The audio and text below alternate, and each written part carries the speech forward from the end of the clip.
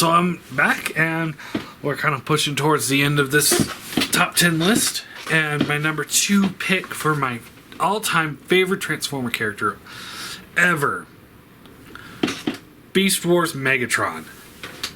You know, last episode it was Beast Wars Optimus, because he's such a good hero, but a hero's only as good as the villain, and he is the best Decepticon, Predacon, you know, whatever you want to call him, leader ever. He's got plots inside of plots, backup plans, contingent plans. I mean, he had everything worked out probably when he first landed on Earth at the beginning of Beast Wars. He had a plan started from there all the way to the end. Uber powerful because, you know, he's big. He's in season 1 he was the biggest character, like physically. He's the biggest character. He's the strongest. He's got the most firepower. You know, he shows up and people are like, "Fuck! Here comes Megatron." And he just, throughout the entire series, he's just this huge threat.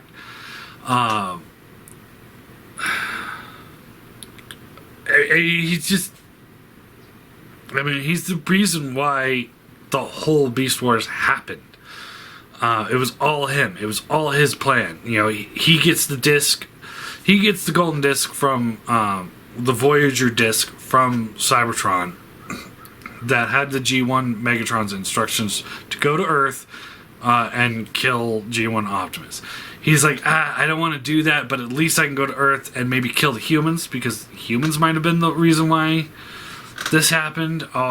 Or, you know, steal the old, all these Energon that was on the planet, and then go back and use that to conquer the Cybertron. You know, he was trying to find out the best way to do that, but he did it. You know, he flies through time, and I mean, he was leading the Predacons the whole time. It's unfortunate that he didn't have a good team. He's a rogue. So when he was recruiting his team, he had his Dinobot, which was his real second in command. You know, they were friends or whatever, and they were working together. And then he's like, "Oh, okay, I got to recruit this team." And you could tell real quick.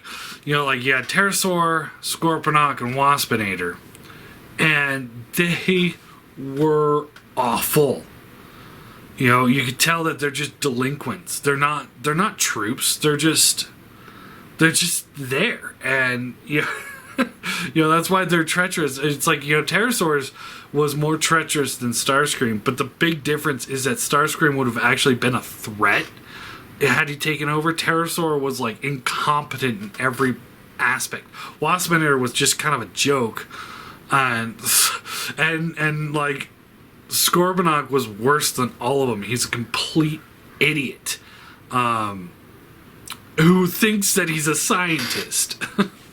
So it's like he had morons working for him. So it's like it would have been a complete different war if he had actual, you know, troopers. You know, he finally gets some troopers later on, like with Inferno and stuff like that. And you can start seeing him once he gets these guys that are actually competent in combat.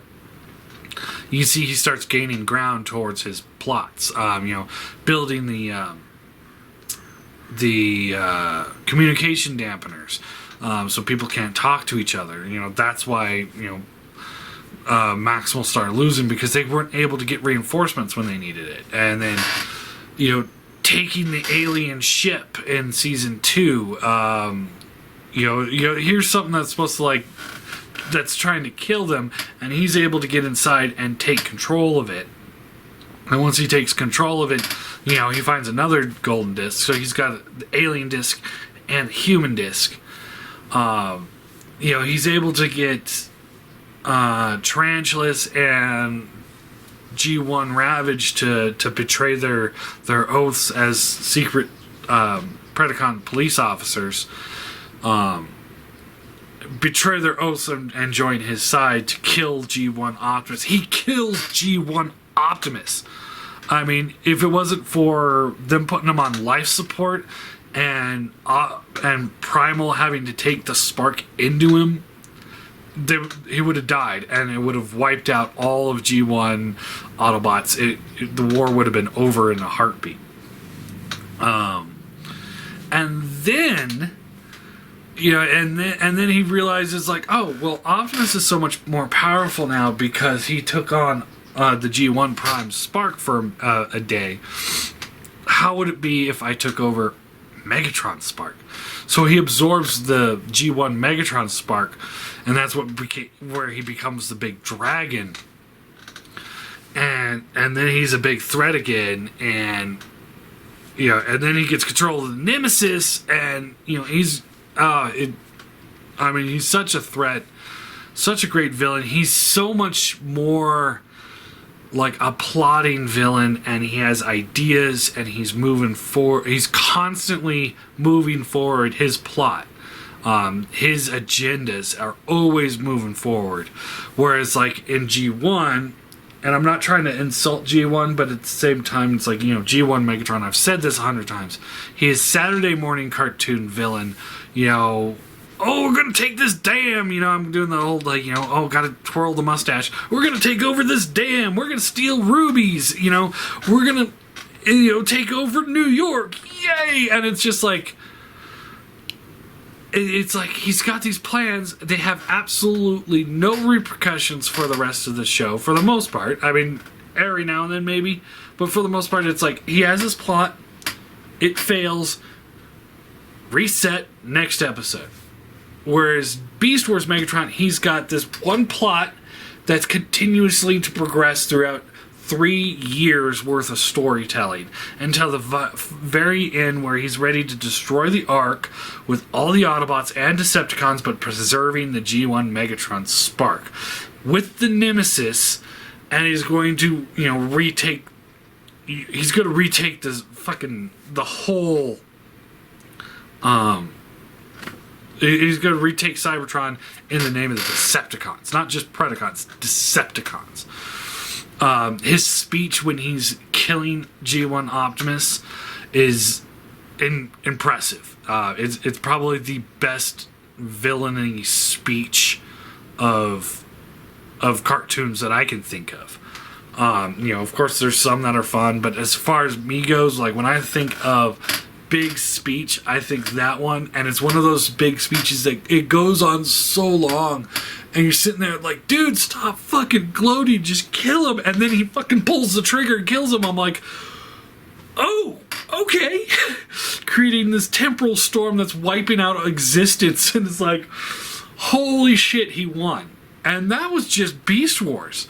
And then we go into the Beast Machines, where he escapes captivities, he gets on the planet, he creates a virus that starts making Maximal sick. It's very zombie-esque, a zombie apocalypse, where he creates this virus, they start getting sick, he's able to take them down one by one, he rips their spark out, takes their body, melts it down, rebuilds it into the Vcon troopers, and then the next thing the Cybertronians realize is that there's armies of them everywhere. These mindless drones all over the place. And that is a very zombie apocalypse feel. It's amazing. I loved it. And then there's other things like, when he creates, he takes Beast Wars Silverbolt Spark, corrupts it, and puts it into one of his generals on Jetstorm, and then he takes Rhinox's Spark, corrupts that, and puts that in Tankor, and he takes Waspinator Spark, corrupts that, and puts that in Thrust, and those were his generals in charge of entire legions of troops. What he did to Rhinox was so torturous that the only way they could end it was by killing him. Maxwell's were able to save Silverbolt, but he was tormented from it. Oh, sorry. And then He recruits Obsidian and Striker, which were maximal defense force. And they're like, well, you know what? We follow Cybertron. And right now, Megatron is Cybertron. So they like completely switched sides. It was epic to see that. And his whole plan, which was... His plan was the Autobot prophecy in G1. The tell-all are one. He starts absorbing all the sparks and making himself more powerful. So it was really boiled down to he was the one. He was the tell-all are one. You know, he fulfilled that prophecy. You know, it just, everything about him was just the best villain in Transformers. And like for me, the benchmark for any cartoon villain from that point on. You know, that goes into, a lot of stuff in the Beast Wars was kiddie.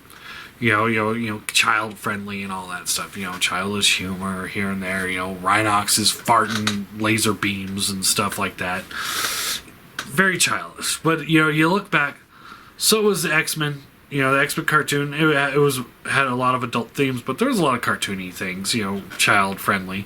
Same with Spider-Man and Batman the animated series. You know, there were things in there that weren't. You know, because they're Saturday morning cartoons. But because of Megatron, more than anything else, because of Megatron, for me, that puts it into that classification of like X-Men, the old 90s Spider-Man, and Batman the animated series. It's like, it elevates it because he's a villain, and unlike the other shows where, you know, like the villains rotate every other episode, you know, you have all these different villains for Batman. There's never really a like, oh, this is the main villain. You know, you had the Joker, but by the end of the series, you know, just kind of like, well, he's just kind of a joke. And then, you know, X-Men was Apocalypse, but you only see him once a season. Like, if you go back, he really is only there one, maybe 2 episodes a season until Beyond Good and Evil, which was a 5-part episode. And then Spider-Man just had, you know, this and that. There was no major villain for the series. But here's this one villain that's able to help carry the entire show for 5 years, essentially, and still seem fresh by the end of it. You know, you're not sitting there like, it's Megatron again. You know, it's like, I remember when it turned out to be Megatron on Beast Machines, and I was like, yes! He's such a great villain. And like, in G1, it was like, it was Megatron, and it was like, it's like every now and then though to throw in a new villain, it's like, oh hey, this is kind of refreshing, and then they kill him off and it becomes Galvatron, and it's like, thank you. But then it kind of goes back into the same trope of, you know, oh, what's my plan for the week? At least there he was unstable, so that was more entertaining to watch. But like I said, with Beast Wars Megatron, everything worked to some sort of agenda that you didn't see playing out until it was way too late, and it's like, oh, we fucked up. We needed to stop this before he got a foothold. And then by then it was too late. You know, single-handedly took over the entire planet of Cybertron. Single-handedly. How many other people have been able to do that? You know, it's like G1 Megatron had an entire army to take the planet. And part of that ended up being because the Autobots needed to leave the planet to go find more sources of energy. So it's like they left willingly.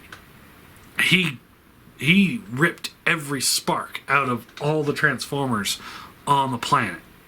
And then he created a code that called other ships in, and he had a shipyard. It's like you essentially have no idea how many people he's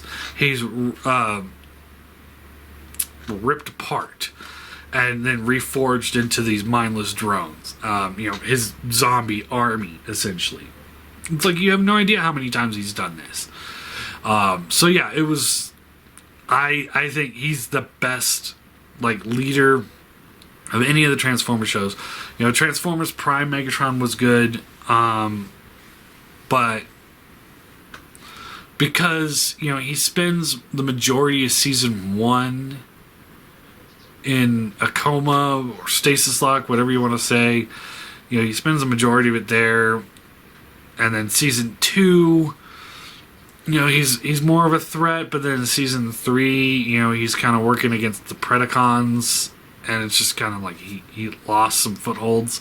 And then in the final movie, it was just kind of a joke. Is Galvatron or whatever.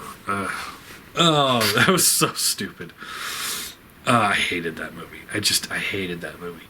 It wasn't very good. It wasn't a good follow-up and a good ending to the series. I think the end of the series was the best way to end that show.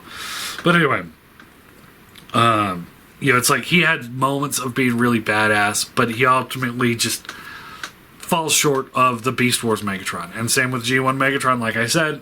You know, I'm not trying to insult the G1 fans, but I mean, let's face it. He's a Saturday morning cartoon. Plot of the week that would have no repercussions, and you just reset and go back to the same thing the next day. That's how 80s cartoons worked, and it was good for the time, but it's not good for an overlong story arc. That's why I like the Beast Wars, because the story arc continues for the entire series. So yeah, that's my number 2 pick, Beast Wars Megatron.